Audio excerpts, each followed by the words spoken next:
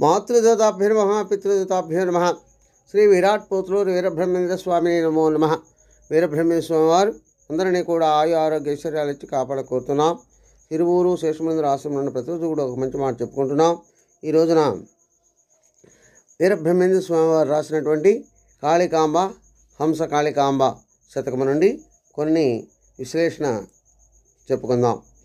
అవి ఏంటంటే, శోకరహితమైన చోటుకు చేరగా కోరువారు నిన్ను చేరువారు, నిశ్చయముగా మనస్సు నిల్వ నీ దయగల్గు కాళికాంబ హంస కాళికాంబ అని తెలియజేస్తుంది.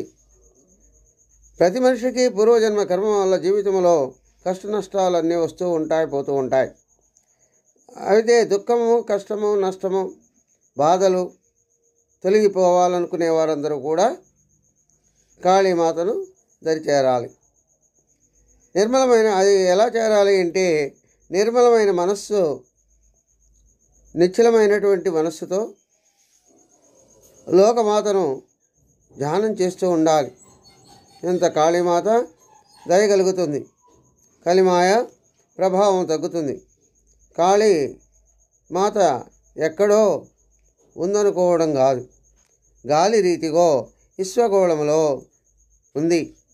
శ్వాస రూపంలో హంసోహం హంసోహం హంసోహం అనేటటువంటి శబ్దాన్ని ప్రాణశక్తిగా ప్రతి జీవి నడిపిస్తూ ఉన్నది అని తెలియజేస్తుంది.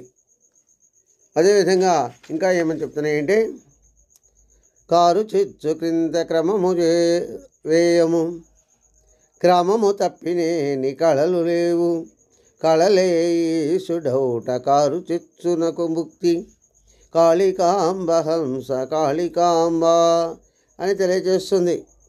అంటే ప్రతి మనిషి కూడా అతను తీసుకున్నటువంటి ఆహారం ఏదైతే ఉంటుందో అది జఠరాగ్ని వల్ల అరిగిపోతూ ఉంది. ఆ జఠరాగ్ని లోపల కారు చిచ్చు అని అంటుంటారు పెద్దలు. ఈ జఠరాగ్నికి క్రమంగా ఆహారాన్ని ఎప్పుడూ కూడా వేస్తూ ఉండాలి.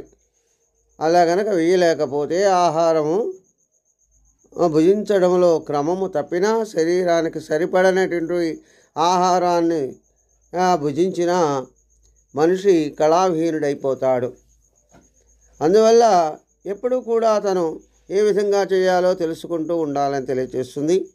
అదేవిధంగా ఇక్కడ శారీరక మానసిక బలహీనతలు ఆహారం తీసుకోకపోతే జరుగుతాయని చెప్పడం జరుగుతుంది. స్వస్తి. సర్వే జనా సుఖినో భవంతు.